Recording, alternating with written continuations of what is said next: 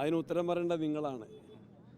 ഞാനത് കണ്ടത് മാധ്യമങ്ങളിൽ നിന്നാണ്. അദ്ദേഹം ആവർത്തിച്ച് പറയുകയായിരുന്നു രാഷ്ട്രീയ ഗൂഢാലോചന തന്നെയുണ്ട്. നിലമ്പൂർ ഇലക്ഷൻ്റെ പശ്ചാത്തലത്തിൽ എന്നുകൂടി കൂട്ടിച്ചേർത്ത് ആവർത്തിച്ചാണ് അദ്ദേഹം പറഞ്ഞത്. ആ പറഞ്ഞതിനെ ഗോവിന്ദൻ മാസ്റ്റർ ന്യായീകരിക്കുകയും ആവർത്തിക്കുകയാണ് ചെയ്തത്. പൂർണ്ണമായിട്ട് അതേ അർത്ഥത്തിൽ ന്യായീകരിച്ചില്ല, അദ്ദേഹം വിഴുങ്ങിക്കൊണ്ട്. എന്നാൽ അതിനെ എതിർത്ത് പറയാൻ ഗോവിന്ദൻ മാസ്റ്റർക്കും കഴിഞ്ഞിട്ടില്ല. ഞാൻ ഗോവിന്ദൻ മാസ്റ്ററോട് ചോദിച്ചിരുന്നു, അദ്ദേഹം ഇതിനെ അംഗീകരിക്കുന്നുണ്ടോ, അല്ല ഇത് പിൻവലിക്കാൻ മുഖ്യമന്ത്രി ഇടപെട്ട് പിൻവലിച്ച് മാപ്പ് പറയാൻ മന്ത്രി തയ്യാറാണോ എന്ന് ഞങ്ങൾ കൃത്യമായിട്ട് ചോദിച്ചിരുന്നു. ഞാനും പ്രതിപക്ഷ നേതാവും UDFൻ്റെ എല്ലാ നേതാക്കന്മാരും ആ കാര്യം ആവർത്തിച്ച് ആവശ്യപ്പെട്ടിരുന്നു. മന്ത്രിക്ക് ഇപ്പോൾ ബോധോദയം ഉണ്ടായിരിക്കുന്നു. അദ്ദേഹം പറഞ്ഞ തെറ്റാണ്, പച്ചക്കള്ളമാണ്, അടിസ്ഥാനരഹിതമാണ്, അല്പത്തമാണ്. മന്ത്രി എന്ന് പറഞ്ഞത് ആ കുട്ടി മരിച്ചതിനെയല്ല, മരിച്ച ആ നിമിഷത്തിൽ തന്നെ UDF പ്രതിഷേധമായി വന്നു, അതിനെയാണ് താൻ ഗൂഢാലോചന എന്ന് പറഞ്ഞതെന്ന് പറയുന്നു. അങ്ങനെയാണ് ഇന്ന് പ്രതികരിച്ചത്. അദ്ദേഹത്തിന് വാക്കുകൾ കൊണ്ട് ഉരുണ്ട് കളിക്കാം. കേരളത്തിൽ ഇന്നലെ മാധ്യമങ്ങളെല്ലാം ചർച്ചയാക്കിയത് മന്ത്രിയുടെ പ്രസ്താവനയായിരുന്നല്ലോ. CPMൻ്റെ നേതാക്കന്മാർ ഏറ്റുപിടിച്ചത് അദ്ദേഹത്തിൻ്റെ നിലപാടായിരുന്നല്ലോ.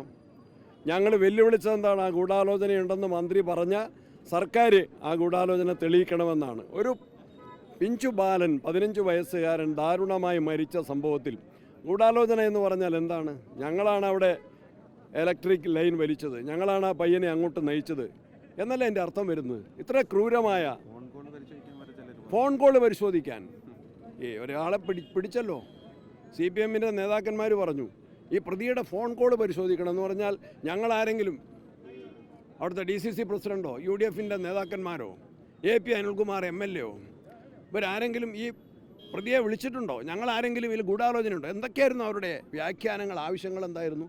അപ്പോൾ ഇത് പിൻവലിച്ച് മാപ്പ് പറയാൻ ഇനിയെങ്കിലും മന്ത്രി തയ്യാറാകണം. ഇല്ലെങ്കിൽ ഞങ്ങൾ ആവർത്തിച്ച് ആവശ്യപ്പെടുന്നു, മന്ത്രിക്ക് നിർദ്ദേശം നൽകണം. ഇത് തെറ്റായിപ്പോയി എന്ന് സമ്മതിക്കാൻ ഗോവിന്ദൻ മാസ്റ്റർക്കും ബാധ്യതയുണ്ട്.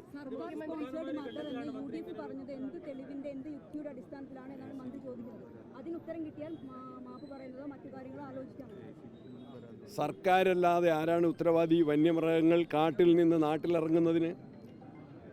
ഇലക്ട്രിസിറ്റി നിയമവിരുദ്ധമായിട്ട് ദുരുപയോഗം ചെയ്യുന്നതിന് ആരാ ഉത്തരവാദി? നേരത്തെ പരാതി ഉണ്ടായിരുന്നല്ലോ, അത് പരിശോധിക്കാനോ നടപടി സ്വീകരിക്കാനോ തയ്യാറായോ? വന്യമൃഗങ്ങൾ കാട്ടിൽ നിന്ന് നാട്ടിലിറങ്ങുന്നത് തടയാൻ കഴിയാത്ത സർക്കാരിൻ്റെ ഉത്തരവാദിത്വമല്ലേ? ഈ മന്ത്രിയുടെ ഉത്തരവാദിത്വമല്ലേ? അദ്ദേഹം തികഞ്ഞ പരാജയമല്ലേ? അക്കാര്യത്തിൽ ഇനി ഉരുണ്ട് കളിച്ചിട്ട് കാര്യമില്ല. പരിക്കേറ്റ കുട്ടികളെ കൊണ്ടുപോകുന്ന സമയത്ത് ഇവർ സമരം നടത്തുന്ന തിരക്കിലായിരുന്നു എന്നാണ്. മാത്രമല്ല ജ്യോതികുമാർ ചാമക്കാല ഫേസ്ബുക്കിലൊരു കൂൾ ബാറിലിരുന്ന് സമരത്തിന് ശേഷമുള്ളൊരു ഫോട്ടോയും സമൂഹ മാധ്യമത്തിൽ പങ്കുവച്ചിരുന്നു. അത് വലിയ രീതിയിലുള്ള വിമർശനത്തിന് ഒരു വിമർശിക്കേണ്ട ഒരു കാര്യവും UDFൻ്റെ ആരുടെ ഭാഗത്തൊന്നും ഉണ്ടായിട്ടില്ല. അതാണ് ഞാൻ പൊതുയോഗത്തിൽ ചോദിച്ചത്. ഞങ്ങൾ ആരുടെയും വീട് കത്തിച്ചിട്ടില്ല. MV രാഘവൻ്റെ വീട് കത്തിച്ചവരാണ്, ബസ്സിൽ യാത്രക്കാരെ കത്തിച്ചവരാണ്, മിണ്ടാപ്രാണികളെ പക്ഷികളെയും പാമ്പുകളെയും പറശ്ശിനിക്കടവിൽ കത്തിച്ചവരാണ്. കേരള നിയമസഭ തല്ലി തകർത്ത് സ്പീക്കറുടെ ചേംബർ തകർത്തവരാണ്, സ്പീക്കറുടെ കസേര മറിച്ചിട്ടവരാണ്, അവിടുത്തെ കമ്പ്യൂട്ടറും അവിടുത്തെ ഫോണും തകർത്തവരാണ്, മൈക്ക് തകർത്തവരാണ്. അപ്പം ഞങ്ങളെ മര്യാദ പഠിപ്പിക്കുന്നു. അവരിൽ നിന്ന് മര്യാദ പഠിക്കേണ്ട യാതൊരു ആവശ്യവുമില്ല. വനം മന്ത്രി സത്യത്തിൽ റോമാ സാമ്രാജ്യം കത്തിയെരിയുമ്പോൾ നീറോ ചക്രവർത്തി വീണ വായിക്കുകയായിരുന്നു. വയനാട്ടിലെ നമുക്കറിയാം, മാനന്തവാടിയിൽ രാധ എന്ന തൊഴിലാളി ജോലിക്ക് പോകുന്ന സമയത്താണ് രാധയെ കടുവ പിടിച്ചത്. രാധയെ കടുവ ഭാഗികമായിട്ട് ഭക്ഷിച്ചു. രാധയുടെ ശരീരഭാഗങ്ങൾ കടുവയുടെ വയറ്റിൽ നിന്ന് കിട്ടി. രാധയുടെ തലച്ചോറും രാധ ധരിച്ചിരുന്ന ആഭരണങ്ങളും കടുവയുടെ വയറ്റിൽ നിന്ന് കിട്ടി. ആ സമയത്ത് ജനങ്ങൾ പ്രതിഷേധിക്കുമ്പോൾ, ആ വീടും നാടും വിറങ്ങലിച്ച് നിൽക്കുമ്പോൾ നമ്മളുടെ ബഹുമാനായ വനമന്ത്രി കോഴിക്കോട്ട് അദ്ദേഹം പാട്ടുപാടി ഉല്ലസിക്കുകയായിരുന്നു. അതാണ് അദ്ദേഹത്തിൻ്റെ വിഷയങ്ങളുടെ ഗൗരവം നമുക്ക് മനസ്സിലാക്കാൻ സാധിക്കും.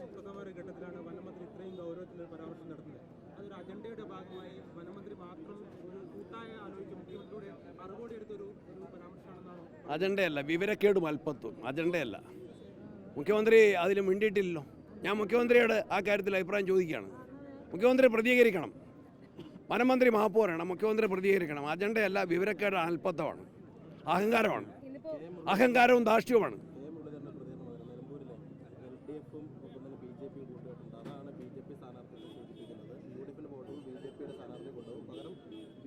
അദ്ദേഹം അത് കൃത്യമായിട്ടാണ് പറഞ്ഞത്. ഈ വനം മന്ത്രിയുടെ ഈ ധിക്കാരത്തിന് നിലമ്പൂരിലെ വോട്ടർമാർ ബാലറ്റ് പേപ്പറിലൂടെ മറുപടി പറയും. അതാണ് ഞങ്ങൾക്ക് പറയാനുള്ളത്.